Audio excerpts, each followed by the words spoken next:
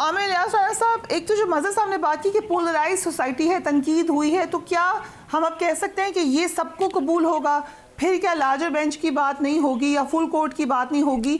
दूसरी बात ये कि कल 300 से ज़्यादा वकला ने जो तसद्दुक जिलानी इंक्वायरी कमीशन पर इतराज़ उठाया था, क्या उसका भी कोई असर हुआ है? बहुत शुक्रिया। दो तीन चीजें हैं। नंबर वन, कॉन्टेंट जिलानी से ली गई थी। मुझे लॉ मिनिस्टर ने भी बताया, फिर मैंने तसद्दुक जिलानी को कॉल की परसों ही, और उन्होंने मुझे तस्दीक की और मुझे कहा मैं बैठ के इस कमीशन की इस्लामाबाद में करूंगा। मैंने कहा मीडिया के लिए ओपन होगा। उन्होंने कहा ये जुडिशियल प्रोसीडिंग तो नहीं है, ये हम बैठ के फैसला करेंगे वहीं पे जब कमीशन होगा। लिहाजा ये बात तो क्लियर है। वो मुझसे दोनों तरफ मैंने खुद बात की। कैबिनेट के फैसले के बाद इनसे कॉल पे कॉन्सेंट ली, फिर वो नोटिफिकेशन हुआ और इन्होंने मुझे भी तस्दीक की। अब आप आ जाए, ये जो काम हुआ है ना 300 वकीलों का, यहाँ जथा बनाए और जो कर लें, क्योंकि यहाँ असूल इखलाक सब खत्म हो चुके हैं। मेरी मर्जी मेरा फैसला।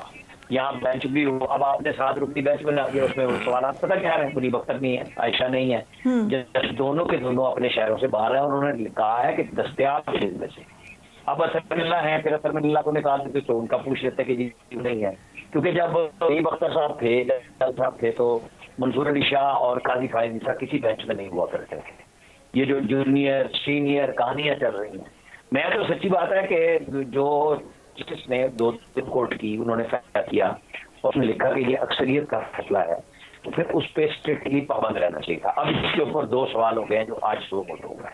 बहुत अच्छी बात जी, 7 बेंच बन गया। उसके साथ जो हो रहा है वो मैं आपको बता चुका।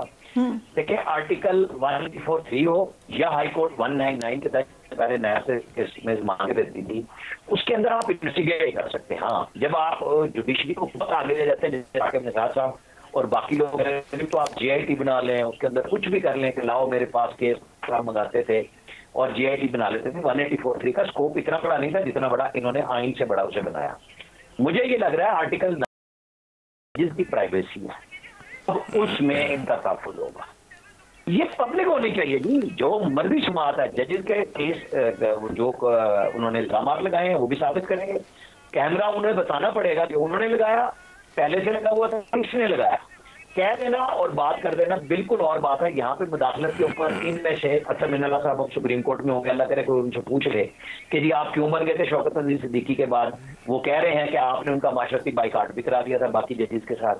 यहाँ पे भी बेनिफिशरी निकल आएंगे कि एक के खिलाफ तो सीनियर मोस्ट के खिलाफ रेफरेंस मौजूद है और जो तीसरे नंबर पे उन्होंने साइन नहीं किए हुए।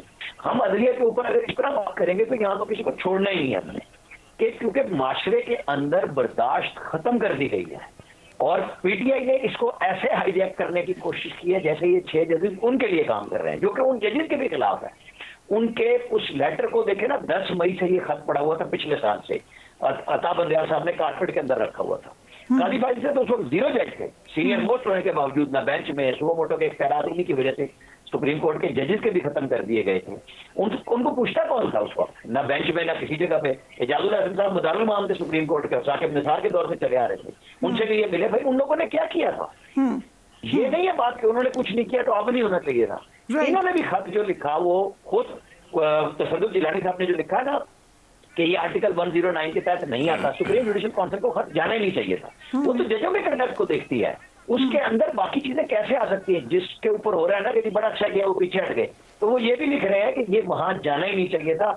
ओरिजिनल जुरिस्डिक्शन थी अदलिया की, अदलिया ने एक फैसला किया था। आज अदलिया ने, अब मैं ये नहीं कह सकता क्योंकि कुछ मुझे वाइब्स आ रही है कि इसके अंदर कोई ऐसा फैसला नहीं है कि तसद्दुक जिलानी का खत पहले पता चल गया था काजी फायद साहब को और उन्होंने तब ये सो मोटो लिया। ये दोनों अलग अलग है और इसके ऊपर एक नई थ्योरी शुरू हो गई है। क्या थ्योरी? यही कि जनाब अब मैंने जो आपको आर्टिकल 9 बताया, जजेस की प्राइवेसी, क्योंकि वहां कमीशन में इनको पेश होना पड़ता, सबूत देने पड़ते। अब हमें लंबी चौड़ी तकारीर तो मिलेंगी परसों 11:30 बजे, लेकिन फैसला कब और कैसे होगा ये अभी देखना होगा, क्योंकि ये सब 184(3) को रोक चुके हुए थे कि इस तरह नहीं करना चाहिए। मतलब हर चीज की एक इस्तेदाद होती है, हर इदारे की होती है कि जैसे नवाज शरीफ और यूसुफ रजा गिलानी को एकदम सजाएं दे दी गई, उनके पास अपील ही नहीं थी, रेमेडी नहीं थी। इमरान खान साहब के केसेस सारे नीचे चले गए, जो कि कानून का राइट है। अब उनके पास अपीलों का भी राइट है और अपील के बाद अपील सुप्रीम कोर्ट में भी है। ये सारे रास्ते उनके लिए मौजूद हैं, इन दोनों के लिए नहीं थे। राइट। आमिर इलियास राणा साहब, क्योंकि आपके पास फर्स्ट हैंड इंफॉर्मेशन है, ज़रा और रोशनी डालिएगा कि एग्जैक्टली आपके ख्याल से क्या हुआ होगा बैकग्राउंड में। और जस्टिस तसद्दुक जिलानी तो वही हैं जिनका नाम पीटीआई ने 2018 में निगरान वज़ीर आज़म के लिए ख़ुद तजवीज़ किया था।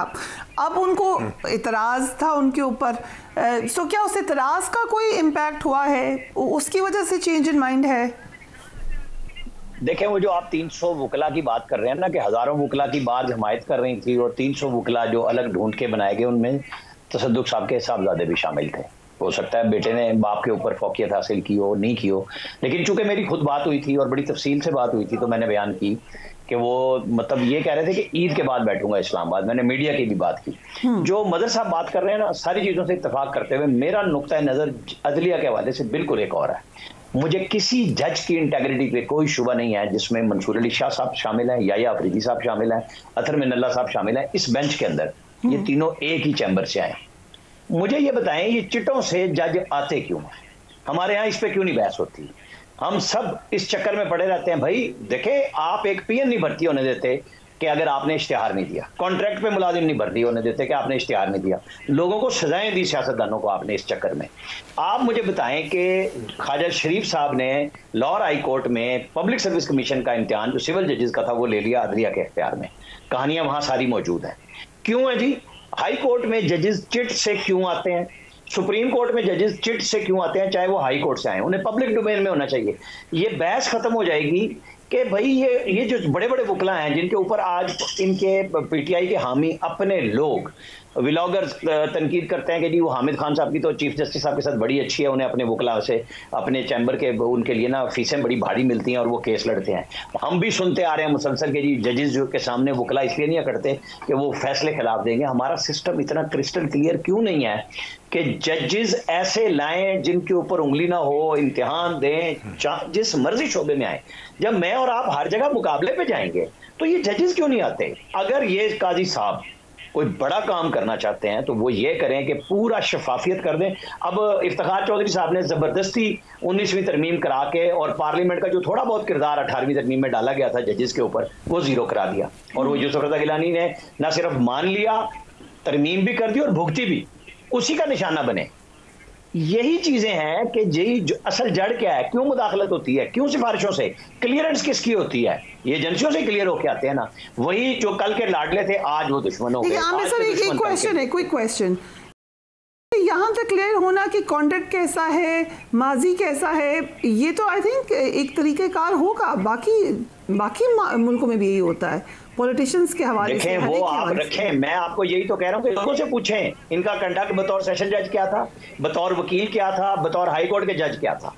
लोग आपको चिट्ठियां लिखेंगे। आज वो कहानियां जो छुप के हो रही हैं वो चीफ जस्टिस या उस कमेटी के पास, जब आप एक सिस्टम इवॉल्व करेंगे तो लेना सिलेक्शन में क्यों आम आदमी की इनपुट नहीं होती जो भुगतता है? जो यहाँ पे बड़े बड़े वकला पे इल्जाम है कि वो जजों के लिए पैसे लेते हैं। अब किसको कहा जाए कि किसके लिए कौन लेता है? और फिर वो कहते हैं जी जज साहब मुकर गए। अब वकील जलील कौन हो रहा है मार्केट में? हमारा निजाम इंसाफ। हमारे निजाम इंसाफ पे जो उंगली उठ रही है इस केस के अंदर, शौकत अजीज सिद्दीकी पे क्यों नहीं लोग बोले थे? सारे के सारे चुप कर गए। आज उसको रिटायर कर दिया, मिट्टी डाल दी ना। वहां पे भी इन्वेस्टिगेशन होनी चाहिए थी वहां पे भी। अब ये 184(3) में कैसे इन्वेस्टिगेशन कराएंगे? फिर अपना स्कोप बढ़ाएंगे।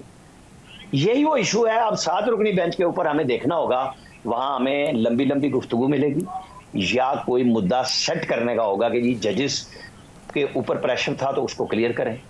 ये अगर इकट्ठे हुए हैं, जिस तरह पीटीआई ने इनको तासुर दे दिया कि ये हमारे हैं, तो ये क्यों तासुर हो रहा है? इन्होंने कौन कौन से फैसलों में लिखा? क्या डीसी को सजा नहीं दी बाबर सत्तार साहब ने? वजीर आजम को बुला लेते हैं, शहबाज शरीफ भी पेश हुए मोहसिन अख्तर कैनी के सामने, काकड़ साहब भी पेश हुए। मुझे बताएं, क्या वो ये अदलिया नहीं थी? यही जज नहीं थे हाई कोर्ट के? ये जब सबको बुला सकते हैं तो उन पे भी बोलते और लिखते। तो इन्हें अदालत का नोटिस देते ना, पब्लिक में दे देते, बाद में जो भी होता। आमिर फारूक करते कुछ ना करते, हम पूछते उनसे।